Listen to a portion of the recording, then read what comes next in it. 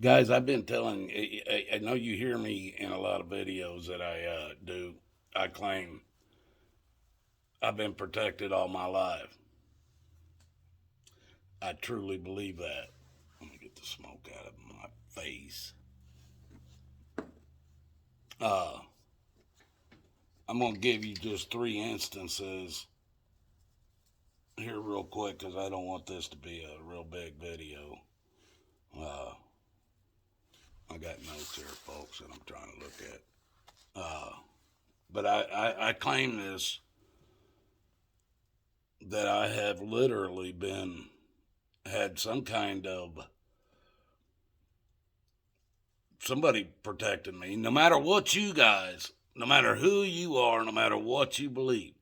I've had something protecting me all my life, people. I have been no taller than a 5'7" on one leg and 5'7.5" on another leg. I've now I've worked out with weights. I had some muscle on me at one time, and I was strong like ox. My dad joked, and other people even said, but I was never nothing. I don't know how to explain it. I was just I don't know, but what I'm saying is I've always been protected. Now in Florida, when I was in Florida, that was before or after I was 18, and I think when I moved away from Florida, I was about 22. So I was down in Florida at this time. I had been working for Florida Power and Light. Also had my own apartment, car, and everything. And there was a buddy of mine. I went up to help my mom and dad move down to Florida because they decided they wanted to be down there. So they sold their house and they needed somebody to help load up motorhome or load up all the furniture and shit and move. So I drove back up to Indiana, and a buddy of mine that I used to hang around with, run into him, and he wanted to come down and check it out. Maybe that's where he wanted to be. So I was like, all right, help me pack up my parents' house. You can ride with me. I got an apartment and everything. You can stay right there. Hell, I can probably get you on where I'm working. And I did all these things. Got him on working for Florida Power and Light, folks. I was working for the electric company when I was that young. And, but now he ended up bringing somebody with him later that I did not want. But at this time, he was paying half of the bills and shit, so I couldn't complain. And we had an empty bedroom, and ended up a guy being there that I didn't want there. But he was, needless to say, he was there. Uh, be truthful with you, folks. These two ended up being uh,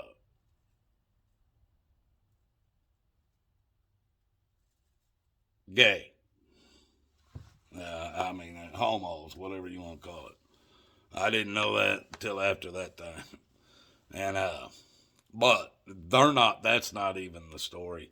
Uh, there was a guy at Florida Power and Light that we all worked with. He called himself Slick.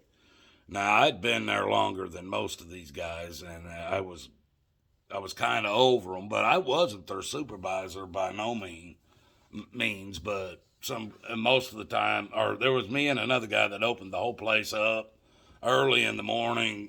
We were recycling all the old power lines, and they would bring them in on skids, and we would cut it up and separate all the aluminum, everything, copper, everything out of the old power lines, and recycle this shit.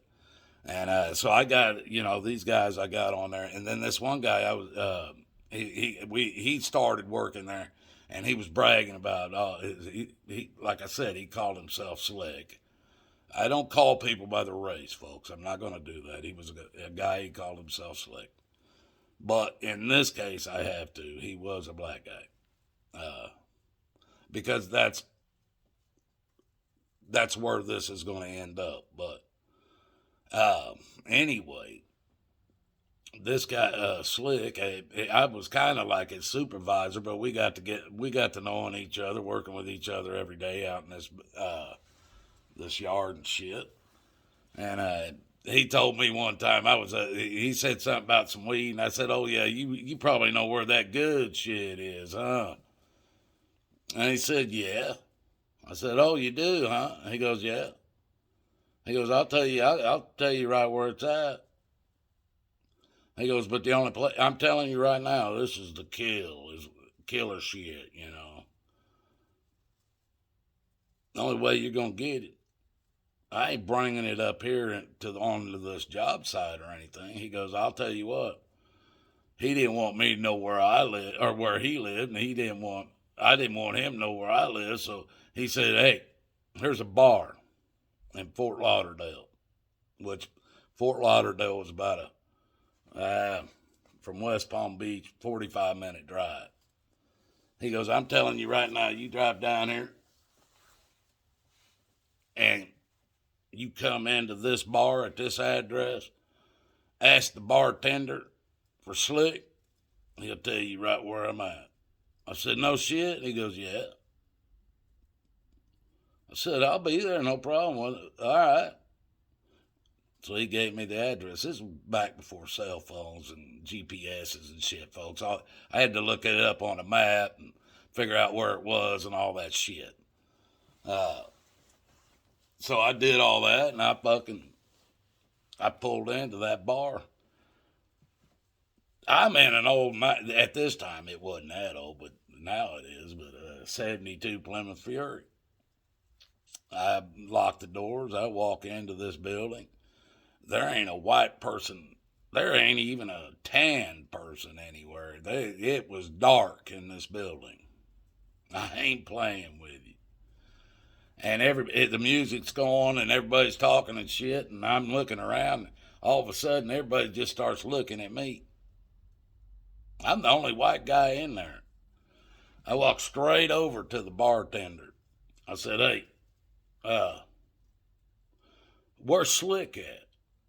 He goes, "Slick?" He goes, "Far back right corner on the left, last table on the left."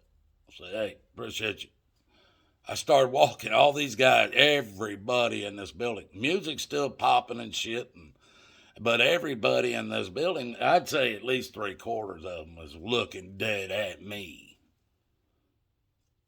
I walked back to old Slick's table. He is what I call horse laughing. He is rolling. He's got his own damn table there with his own people or what. I don't know what all was going on. But he is just freaking rolling. And I walk up and I'm going, "What?" He's just laughing his ass off, and these guys are laughing with him. I go, "What, man?" He goes, I cannot fucking believe you came down here and came in this bar." And he slung that bag of weed that I was looking for out there on the table, and I reached in my wallet. He goes, "Nah, that one, you earned that one. Don't even worry about it." And I go, "What?" I go, "You don't even want the money?" He goes, "No." I go, "What? What the fuck? What?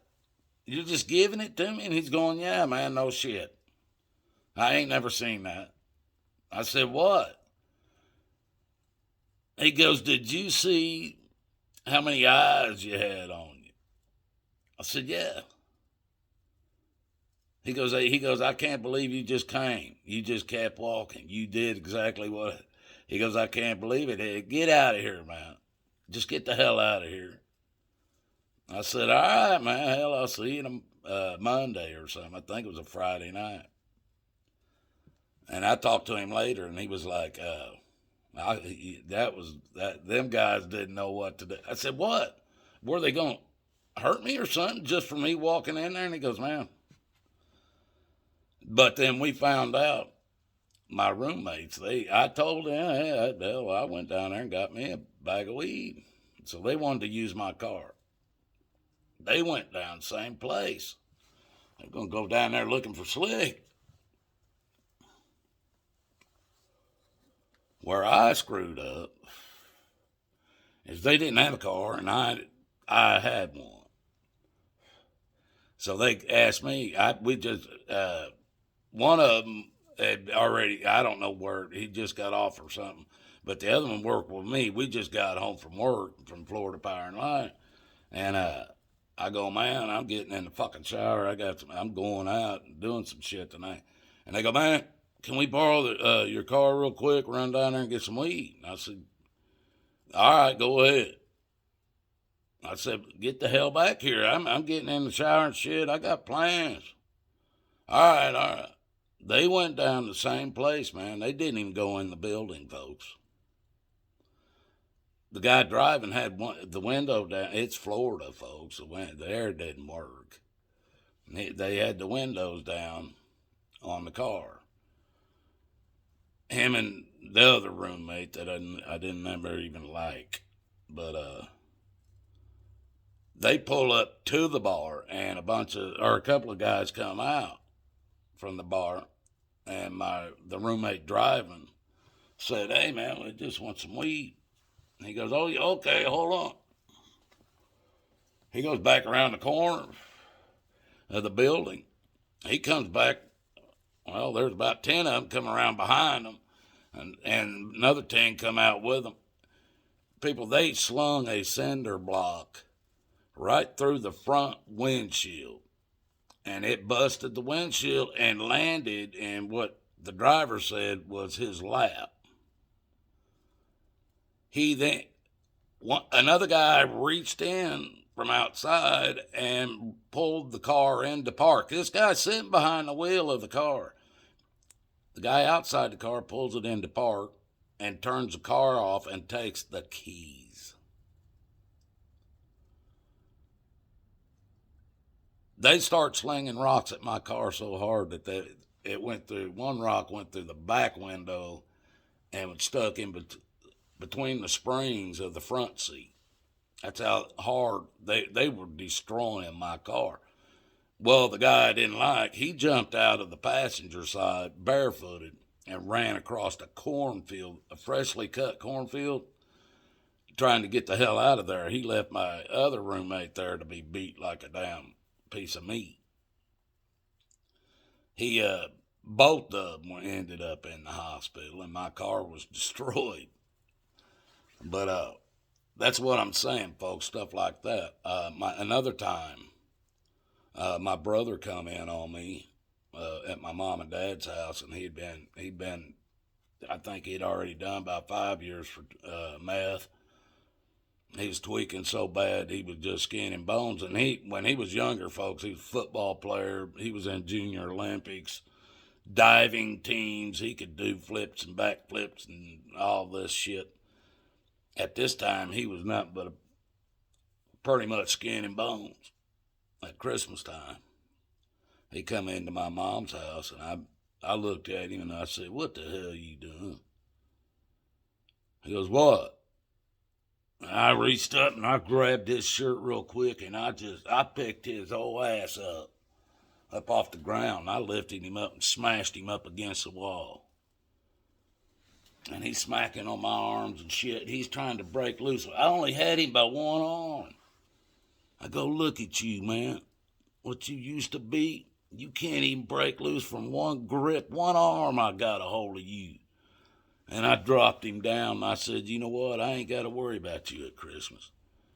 You're going to be dead by Christmas. And my brother asked me, hey, man, will you fucking help me? And I said, yeah.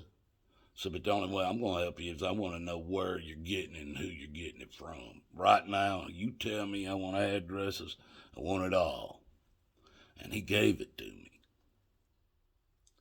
People, I walked over to this drug dealer's apartment. By myself. I had a gun on my hip. I always out in Arizona carried a gun. Out in the open. I didn't hide it. But I walked over, I grabbed that door handle on that apartment, and I twisted it, and it popped. It was open. I swung that son of a bitch back. I walked straight in. I didn't have my gun in my hand. It was on my hip. 4 guys sitting on a freaking couch in there. Half the shit in the living room was my mom and dad's that my brother had stolen from my mom and dad's and traded for their drugs. I seen my dad's lawnmower and toolbox sitting there. The more I see, the more I'm getting pissed. These motherfuckers ain't budged off that couch.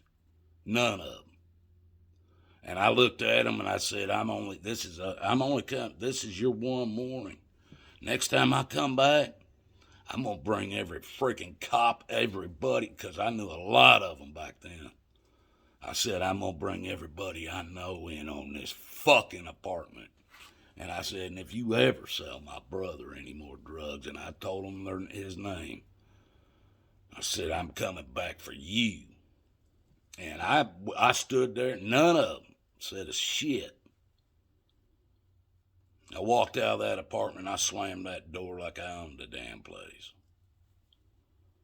Now the third time, fucking folks, man, I'm headed to college out in Arizona. I'm going to college, trying to get my kids to go to college. They said, well, you and Mom never did. Why should we? I signed up to try to get my kids to go. I'm running late, I'm running late. I went 5 nights a week for 3 years to college, folks. And I come out in my Bronco. My Bronco was set up for rock crawling shit. And I drove it everywhere, folks. And I come out going to school and run into a bunch of damn skinheads. One of them was on a stolen motorcycle that they'd recently stolen, but the rest of them were in cars and shit. And that traffic was heavy in Mesa, and I cut them off, basically, is what they claim. Pissed them all off. Well, when I came up to a light in front, I realized these guys are now fucking trying to block me in with their vehicles and shit. And I'm like, fuck this. And so I'm trying to get through traffic and shit. We come up, the guy on the motorcycle come running up behind me at a light, and I made a quick right-hand move over into the right-hand lane, because if I needed to, I was going to go up into the grass and shit. And I didn't want to have a car lane, but cars in between me. So I whipped over, and when I whipped over, he had to whip over too. And when he did, I slammed on the brakes, and he ate the ass into my Bronco. And I had big old steel tube, 1/4-inch thick steel tube bumpers on that fucking rock crawler. Well, he ate it, and he tore that bike all to hell. Well, now I got a car that's kind of got me wedged in there, and these guys are all jumping out of the other vehicles and surrounding my Bronco. Well, at that, the light luckily turned green, and by this time I done had a bunch of them in front of me. But traffic was so heavy, the quickest way for me to get to a phone, this is back before cell phones, folks, was back at my house. I was closer to my house. Plus, shotgun. If I could get to that front door, a shotgun was right inside of it. So these guys started fucking with trying to get my doors open. Hell, there was about 12 of them. I locked the doors. I was by myself, didn't have no weapons. And this big old boy is standing out in front of my Jeep like he's going to hold my Jeep back. And when they reached down, I thought they was slicing the tires, but they were just letting the air out of one of them. And as soon as I saw that, I was like, man, nah, I ain't staying here. I needed to go the opposite direction. So I dropped that. Traffic done cleared in front of me, and I pulled it in. It had a 4-speed or 5-speed on the floor. I pulled it into second gear and let out. On first gear was granny gear. But I put it in second gear and let out on the clutch and told that big boy, I'm going. Get out of the fucking way. And he fucking looked up. He was even on the phone talking to somebody. I popped that clutch again, and he barely got out of the damn way. But I made a big U-turn, headed back towards my house. Now, all these guys started chasing me. Ended up, when I came through the first intersection, I'm blowing lights. I'm trying to get away from these guys. I'm in a rock crawler it's not built for high speed. It's built for rock crawling.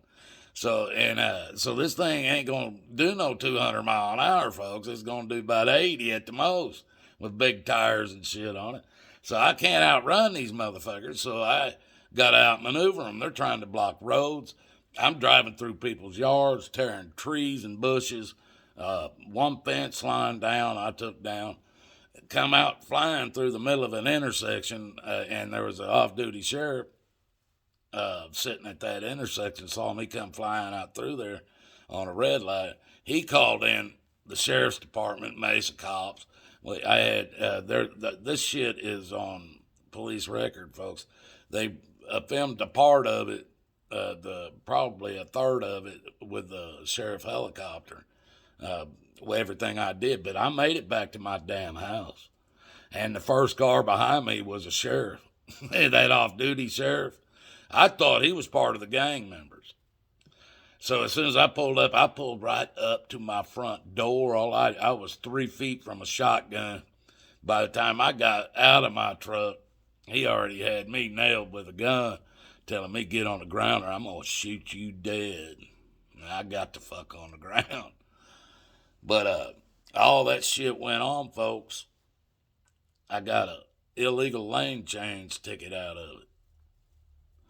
Now, these 3 stories I just told you, folks, 2 of them, the bar, the car, the roommate shit, it took the sheriff's department and a tow company going there and get my car out of the first story I told you. The second one with the drug dealers, I have no proof of that other than my brother, and I don't even know if he's still alive. But the other one with the chase and the skinheads and the sheriffs and all that, that's all public record of Maricopa County, Arizona. People, it's just me telling you, I've been protected. I will be protected. My family will be protected. How it gets done, not necessarily only by me. God loves you. There is a God. For those of you that doubt it today, and I know there's many. Jesus loves you, and there is a Jesus. That's for sure. Because then he's going to make an appearance you all will not be able to deny. And I love you, and you see me sitting in this video running my mouth about old time shit. But I only do this to tell you these are true stories, folks. How come this stuff gets some people killed, get years in prison? I walked in it and done it. Didn't even think about it. Really, I kind of knew what could happen, but I'm not scared of what could happen here. It's what could happen after here is what scares the hell out of me. And it should scare you. Love you guys. Till the next one.